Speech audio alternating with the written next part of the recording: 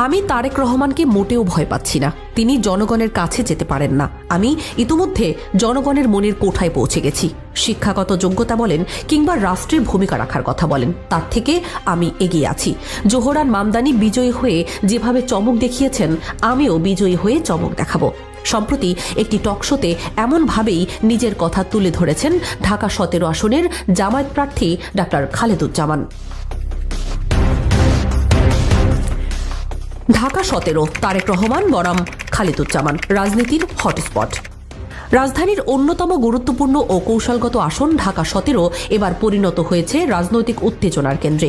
এই আসনে বিএনপির ভারপ্রাপ্ত চেয়ারম্যান তারেক রহমান প্রার্থী হওয়ায় নির্বাচনী মাঠে তৈরি হয়েছে একেবারে নতুন সমীকরণ। তারেক রহমানের সরাসরি অংশগ্রহণ শুধু বিএনপির জন্য নয়, পুরো জাতীয় রাজনীতির জন্যই একটি বড় বার্তা হিসেবে দেখা দিচ্ছে।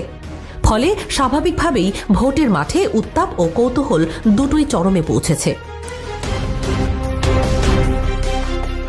এই হাই ভোল্টেজ নির্বাচনে তারেক রহমানের বিপরীতে প্রতিদ্বন্দ্বিতা করছেন জামায়াত জোটের প্রার্থী ডাক্তার এস.এম. খালেদুজ্জামান। রাজনৈতিক বিশ্লেষকদের মতে এটি কেবল দুটি ব্যক্তির লড়াই নয়, বরং বিএনপি ও জামায়াত জোটের শক্তি যাচাইয়ের একটি বড় পরীক্ষা। দুই পক্ষেরই সাংগঠনিক তৎপরতা, মাঠের কর্মসূচি ও ভোটার যোগাযোগ বাড়তে থাকায় ঢাকা 17 এখন সারা দেশের রাজনৈতিক আলোচনার শীর্ষে।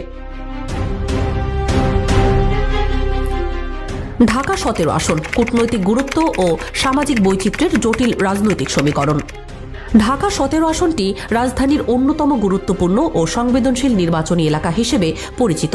গুলশান, বনানী ও বারিধারার মতো অভিজাত আবাসিক অঞ্চল নিয়ে গঠিত এই আসন কেবল রাজনৈতিক নয়, কূটনৈতিক দিক থেকেও অত্যন্ত তাৎপর্যপূর্ণ। এখানেই বসবাস করেন দেশের শীর্ষ ব্যবসায়ী, কূটনীতিক, কর্পোরেট নির্বাহী ও সমাজের প্রভাবশালী শ্রেণীর মানুষ। একই সঙ্গে এই আসনের ভেতরেই রয়েছে মধ্যবিত্ত ও নিম্নআয়ের মানুষের বসতি, এমনকি বস্তি এলাকাও। উচ্চবিত্ত, মধ্যবিত্ত এবং প্রান্তিক জনগোষ্ঠীর এই সহাবস্থান ঢাকা 17 আসনকে সামাজিকভাবেই বৈচিত্র্যময় করে তুলেছে, যা ভোটের অঙ্ক কষতে গিয়ে প্রার্থীদের জন্য বড় ধরনের চ্যালেঞ্জ তৈরি করছে। এক এক শ্রেণীর দৃষ্টিভঙ্গি এক এক রকম হওয়ায় এখানে প্রচলিত কৌশলে জয় নিশ্চিত করা সহজ নয়। এছাড়া ঢাকা 17 আসনে অবস্থিত রয়েছে একাধিক বিদেশি দূতাবাস, আন্তর্জাতিক সংস্থা ও কূটনৈতিক আবাসন। ফলে এই এলাকার নির্বাচন স্বাভাবিকভাবেই আন্তর্জাতিক পর্যবেক্ষণের আওতায় পড়ে। নির্বাচনের পরিবেশ, সহিংসতা, প্রশাসনের ভূমিকা কিংবা সুষ্ঠু ভোট গ্রহণ সবকিছুই বিদেশি কূটনীতিকদের নজরে থাকে বলে মনে করছেন রাজনৈতিক বিশ্লেষকরা।